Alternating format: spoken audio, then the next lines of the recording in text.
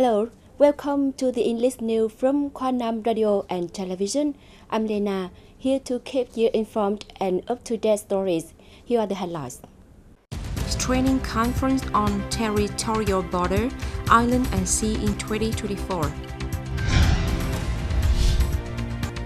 Provincial leaders inspected several disaster prevention projects in Thành and Hội An. Mr. Nguyễn Đức Dũng visited Hòa Bình Village. The heritage vegetable village in Hội An attracted international tourists.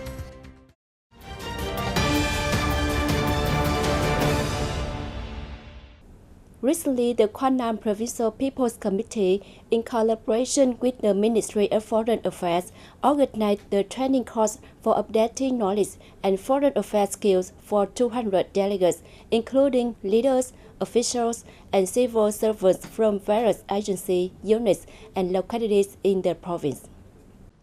To date, Quảng Nam Province has established cooperative and friendly relations with 11 foreign localities and maintained cooperation with many major international organizations such as UNESCO, COICA, JICA, ILO, World Bank, and others.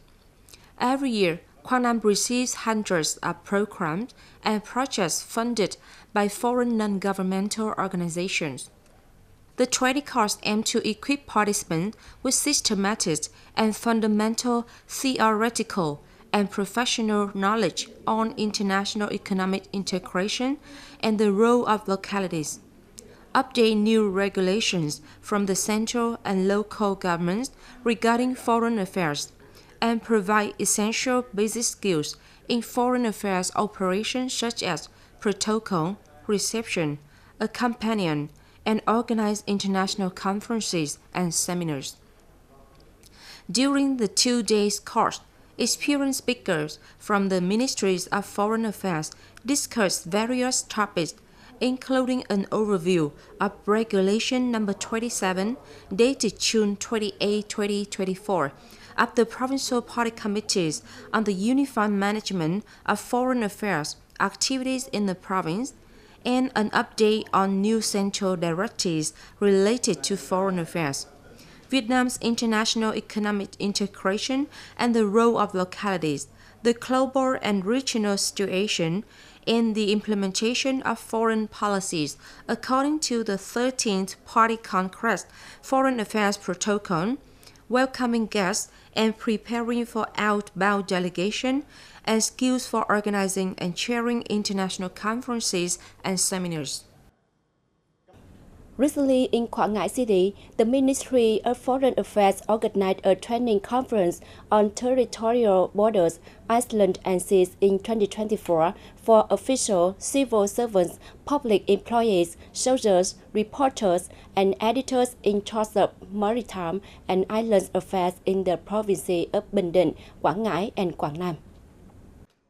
At the conference, participants were introduced to 4 key topics: the importance of the issue and the legal context of disputes in the issue, the situation in the issue, policy and measures for protecting maritime and island sovereignty by the party and state, specific issues in protecting maritime and island sovereignty and combating AUU, illegal, unreported, and unregulated fishing and fishermen protection efforts. The conference aimed to provide updates and information on new national and international regulations related to offshore fishing activities, the situation in the issue, the party's policy, and the state laws on protecting maritime and island sovereignty, as well as efforts to safeguard fishermen. On the morning of September 11, Secretary of the Quảng Nam Provincial Party Committee Lương Nguyễn Minh Triết and a delegation conducted field inspection of disaster prevention projects in Thành District and Hội An City. The delegation inspected from An Hòa Storm Shelters, Tam Quang Fishing Port in Thành District, and the Cửa Đại Beach Area in Hội An City. The project to repair and upgrade the An Hoa storm shelters for fishing boats in Tam Quang and Tam Giang communes, Núi Thành district, has a total investment of more than 104 billion Vietnam dong. The project aims to reduce the impact of waste on the boat shelter during the stormy season, ensuring the safe docking of boats, reducing sediment buildup in the access channel, and facilitating smooth boat self-steering and normal fishing activities.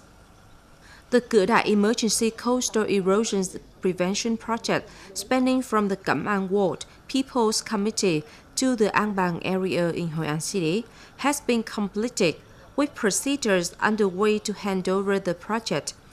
The submerged breakwater system, designed to reduce waste and retain the artificial beach, has gradually helped restore and regenerate Hoi An's coastline.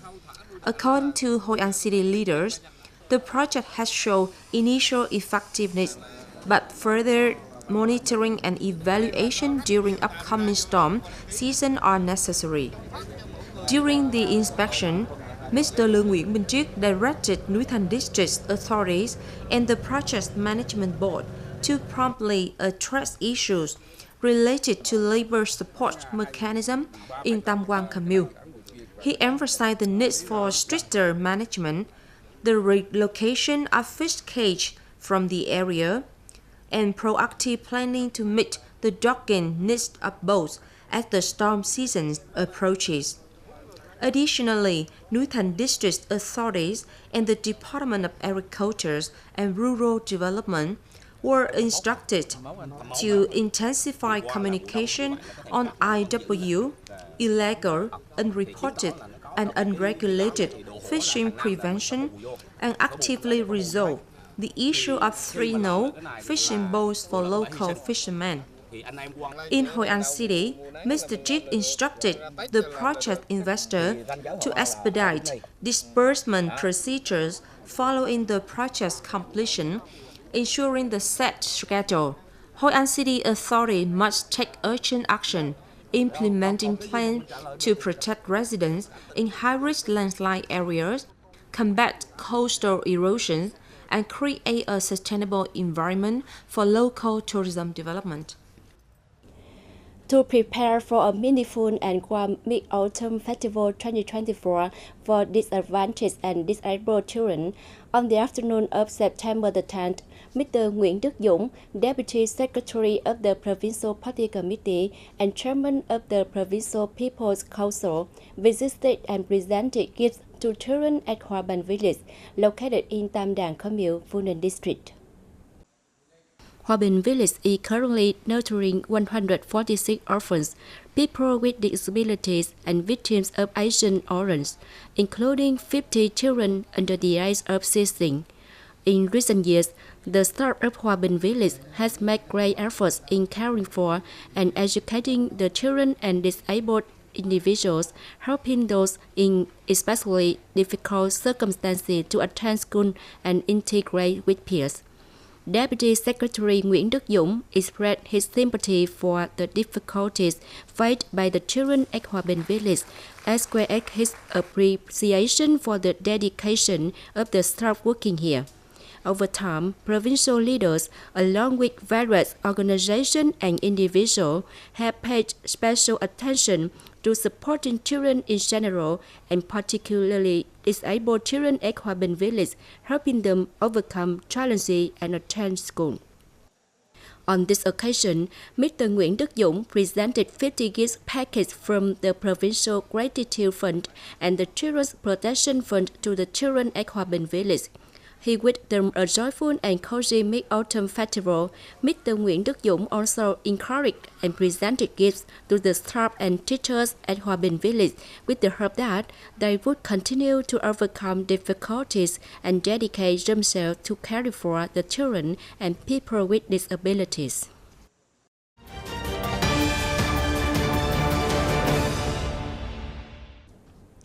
The development of traditional craft villages in association with tourism has been seen as a sustainable direction. This not only helps preserve these villages, but also attracts tourists and creates additional value. One of the most successful craft village tourism models, especially popular among international visitors, is the nearly 400-year-old Trà Quế vegetable village in Hội An, Quảng Nam province. In the lush green fields of Trà Quế village, groups of excited international tourists can easily be seen experiencing the daily farming activities of the locals, such as preparing the soil, planting vegetables, or carrying water to irrigate the crops. This was the first time young Cousins and his family have come to Hội An to experience the vegetable farming activities of Trà Quế village, which has been recognized as a national intangible cultural heritage. It feels very traditional, and I feel like this is a really unique experience, and it feels very cultural, and it makes me feel like very cultural here, and it feels like really nice.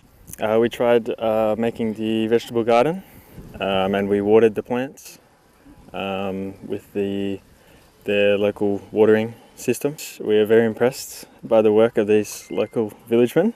Very simple, quiet life and hardworking. Trà Quế Vegetable Village is home to more than 200 households, cultivating about 18 hectares of vegetables. With an average yield of about 2 tons per day, this long-standing farming tradition not only brings economic value, but also serves as a unique tourism product. For over 20 years, the Trà Quế Vegetable Village Tour has been a specialty of Hội An tourism, particularly appealing to European and American tourists. The humble farmers of the village have become well-versed in collaborating with tour companies to welcome and guide tourists through the vegetable farming experience. Tourists come here and participate in activities like preparing the soil and planting. We welcome them, and we are also very happy. Each ticket earns us 5,000 Vietnam dong, and at the end of the year, it adds up to tens of millions Vietnam dong. This income is stable for us. The local authorities and association also come here to guide the villagers in developing tourism. Over time, through hands-on experiences, tourists have become familiar and skilled at vegetable farming. When the tour ends, the tourists are happy, enthusiastic, and often promise to return. At Trà Quế Vegetable Village, tourists are particularly excited to learn how to prepare local dishes such as bánh xèo, Vietnamese savory pancakes, and tam hữu, a local dish, and they get to enjoy fresh vegetables from the village. According to statistics, in the first 6 months of this year, community tourism in Trà Quế Vegetable Village attracted more than 7,500 visitors. We need to accelerate the process of turning Trà Quế into a happy village. This means that in addition to vegetable farming, we must also focus on the village architecture, planning roads, and the lifestyle of the people who are the heart of the village. Along with the efforts to improve tourism products and enhance the village landscape, Hội An City authorities have submitted a proposal to nominate Trà Quế Vegetable Village as the world's best tourism village in 2024, an award by the World Tourism Organization aimed at honoring villages where tourism preserved and promote community-based values, products, and rural lifestyle. We had to wrap up our news for today. Please stay updated with the latest news by following us on social media and visiting our website qrt.vn. Thank you for joining us, and goodbye for now.